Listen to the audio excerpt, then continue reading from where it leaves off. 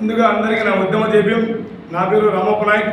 నేను జేబీఎంరావు భారత పార్టీ మాజీ న్యాయమూర్తి అయినటువంటి జడా శ్రావణ్ కుమార్ గారి సారథ్యంలో అనంతపురం జిల్లా ప్రధాన కార్యదర్శిగా పనిచేస్తూ ఉన్నాను. అందులోనూ భాగంగా గత ఆగస్టు 15వ తారీఖు నేను ముత్యాలరెడ్డి డైరీకి వెళ్ళి అక్కడ భోజనం చేయడం జరిగింది.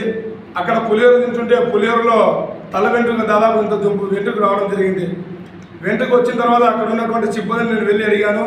ఈ రకమైనటువంటి ఫుడ్ ఇవ్వడం వల్ల అక్కడ ఏదైనా పేగులో వెళ్ళి పేగు చుట్టూ కట్ అయిపోతే మంచి ప్రాణాలు పోయే పరిస్థితి ఉంది, ఎందుకు ఇంత నిర్లక్ష్యం వ్యవహరిస్తున్నారు, ఇవన్నీ చూసుకోవాలి కదా. నేను అడిగితే అక్కడ ఉన్న సిబ్బందిని వాళ్ళు చాలా నిర్లక్ష్యంగా వ్యవహరించడం జరిగింది.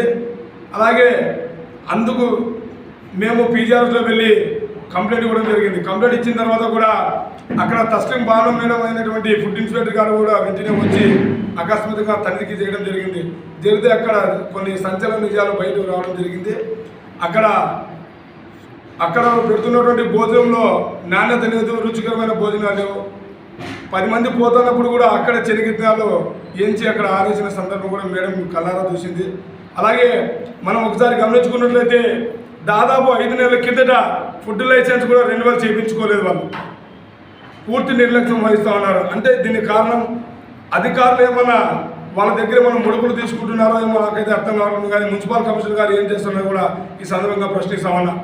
మరి ఫుడ్ లైసెన్స్ 5 నెలల కిందటే గడువు అయినప్పుడు కూడా మరి ఇప్పటి వరకు కూడా ఫుడ్ లైసెన్స్ రెన్యువల్ చేయించుకోవడం చాలా ఆశ్చర్యమైన విషయం.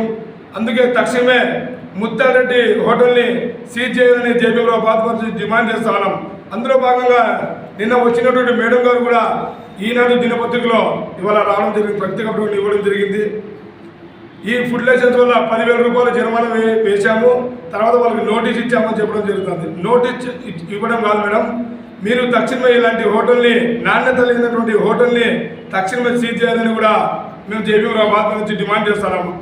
అలాగే ముత్యాలరెడ్డి డైరీలో అమ్ముతున్నటువంటి పాలు ఇవాళ ఎక్కడి నుంచి సరఫరా చేస్తున్నారు, అవన్నింటిని కూడా జిల్లా కలెక్టర్ గారు ముత్యాలరెడ్డి డైరీ మీద కూడా దృష్టి సారించాలని కూడా ఈ సందర్భంగా గుర్తు చేస్తామన్నా జిల్లా కలెక్టర్ గారిని.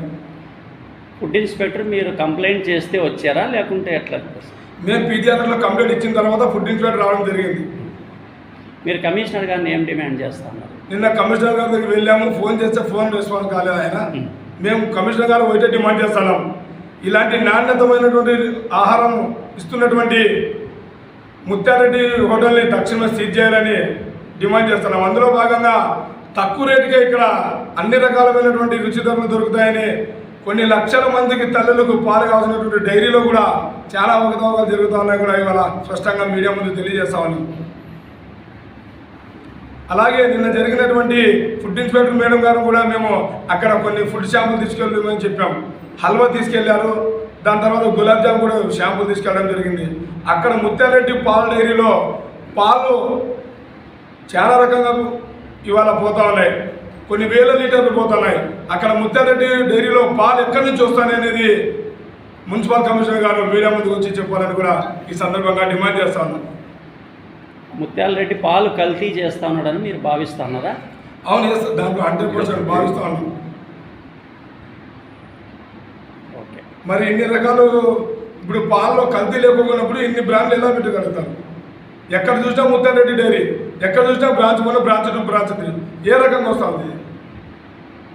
మరి ముత్యాలరెడ్డితో పాటు చాలామంది వ్యాపారస్తులు పెట్టారు పాల డైరీలో, మరి వాళ్ళ బ్రాంచ్లు ఎందుకు పెరగడం లేదు? వాళ్ళు ఒకే పాల వ్యాపారం ఎందుకు పెడుతున్నారు, వీళ్ళెందుకు బ్రాంచ్లు పెరుగుతున్నాయి? ఒకసారి ఇవి కూడా మీరు గమనించాల్సిన విషయం.